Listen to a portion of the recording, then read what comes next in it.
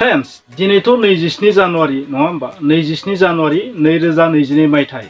आरो दिनैनि तारिखआ जाहैबाय मा BTR गोजोन गोरोबथानि तारिख नङा होमबा दिनैनि तारिखआवनो 2020 मायथाइयाव दिल्लीयाव गोजोन गोरोबथाया जादोंमोन NDFB नि मोनब्रै फेक्सन एबसु UBPO बेबायदिहाय मा खालामदोंमोन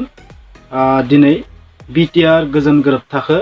सुक्ति खालामनाय जादोंमोन नङा होमबा उइटनेस हिसाबै हिमन्त बिश्व शर्मा आरो हाग्रामा महिलारि बिथांमोनाबो दंमोन अमित शाह बिथाङाबो दंमोन स' नोंथांमोना बे बाथ्राखौ मिथिगौ आरो गासैबो बै समाव जोङो निउसाव नुखाजोबनाय सबखौबो मिथिखाजोबनाय बेनिखायनो दिनैनि तारिखखौ BTR गोरोबथा सान हिसाबै फालिदों नङा होमबा आरो बे फालिनायाव नोंथांमोना नुदों फारौबो बिरहोनाय नुदों नोंथांमोना आरो लोगोसे माखासे इन्स्टिट्युसनफोराव सरकारि इन्स्टिट्युसनफोराव फरायसालिफोरावबो बेखौ फालिनाय थांदों इन्डियानि नेशनेल फ्लेगखौ बिरहोनाय थांदों बेवहाय फिरफिलाखौ तिरंगाखौ बिरहोनाय थांदों नङा होमबा नोंथांमोना गासैबो नुदों नाथाय दिनै आं नोंथांमोननो मोनसे बाथ्रा बुंनो फैदों 2 बोसोर जाबाय सबसे ग्रेटेस्ट फेलार माने BTR सरकारनि सबसे ग्रेटेस्ट देरसिन फेलार नोंथांमोना मा सानो आंनिफ्राय मोनसे बुंगोन आं नोंथांमोननो जे थारैनो BTR सरकारा दा जाय सरकाराव दं BTR सरकार प्रमद बर' बिथांनि सरकार जे बै सरकारा सबनिसाय देरसिन माखौ फेलें खालामदों मा बिथिङाव बिथांमोना बयनिख्रुइ देरसिन फेलें जादों आंनिफ्राय आं मोनसे बुंगोन नोंथांमोनाबो नोंथांमोननि गोसोनिफ्राय माखौ बयनिख्रुइ देरसिन फेलें मोनदों कमेन्टआव लिरबानो जाबाय जानो हागौ बिथांमोना माखासे साक्सेसबो जादों गोबां खामानिबो मावदों मावाखै होननाबो आं बुङाखै नाथाय बिथांमोना जोबोर गिदिर मोनसे फेलें खालामदों आंनि नोजोराव आरो बे सरकारा बे खामानियाव टटेलि फेलार जादों होननानै आं बुंगोन मा नोंथांमोना माब्लाबा खोनाफेरदोंना सोरबा सासे NDFBआ जेलनिफ्राय गनाय 2 बोसोराव दिनैसिम जों सासेबो NDFB जेलनिफ्राय गनाय खोनानो मोनाखै मा नोंथांमोना खोनानो मोनदों जुदि नोंथांमोना खोनादोंबा कमेन्टआव लिरबानो जाबाय स' 2 बोसोरनि गेजेराव बे सरकारा सासेबो NDFBखौ जेलनिफ्राय मानो बहननो हायाखै व्हाट इज द रिजन कारना मा जाहोना मा एबसुनिफ्राय प्रमद बर' बिथाङा दं नङा होमबा आरो गुबुन गुबुन दैदेनगिरिफोराबो दं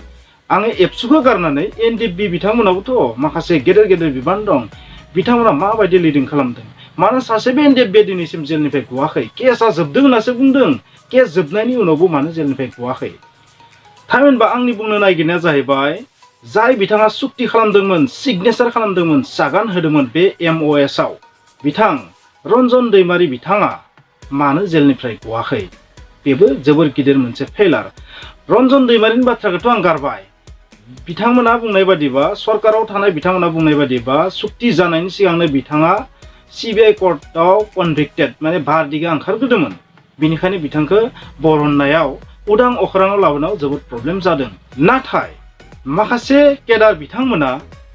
जायफोरनि केसआ जोब्बाय होनना बुंदों सल्भ जाबाय होनना बुंदों नाथाय बिथांमोनाबो उदां अख्राङाव मानो फैयाखै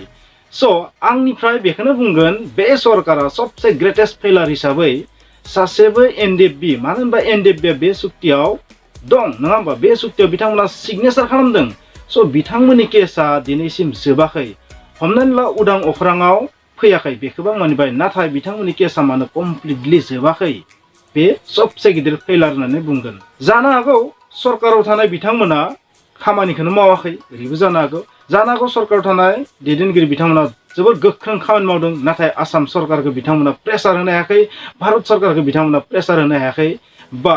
बै केसखौ आवगायना लांनायाव जाबायदि मैखोम बिहोम लानांगौ बेखौ जानो हागौ लायाखै बिथांमोना खालि खुगाजोंल' बुंबाय थादों खोमा बिदिबो जानो हागौ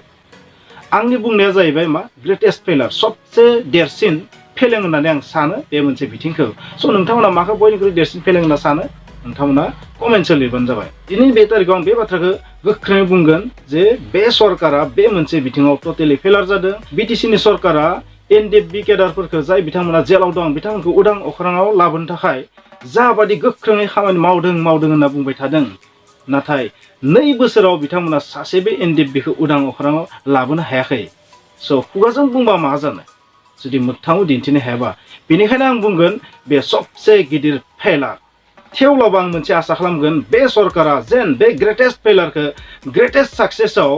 बिथांमोननि 5 बोसोरनि सरकाराव जेन दिन्थिफुंनो हायो बेखौ आं मोनसे आसा खालामनानै दोनबाय आरो जुदि बिथांमोना फैनाय 5 बोसोरावबो जुदि सासेबो NDFBखौ जुदि जेलनिफ्राय बरननो हायाबा बे टटेलि 100% फेलार होननानै आं बुंगोन मानो होनोबा जाय बिथांमोना सुक्ति खालामदों बिथांमोननि सासेबो गेदेरा जुदि जेलनिफ्राय गवाबा बे मा टाइपनि सुक्ति नङा होमबा बिथांमोनाथ' जेलनिफ्राय गथारनांगो रन्जन दैमारि बिथाङा गवाखै बेखांमानिबा बिथांनि दाया जोबोर गिदिर हमनानै लाबाय गेदेर नाथाय बाखि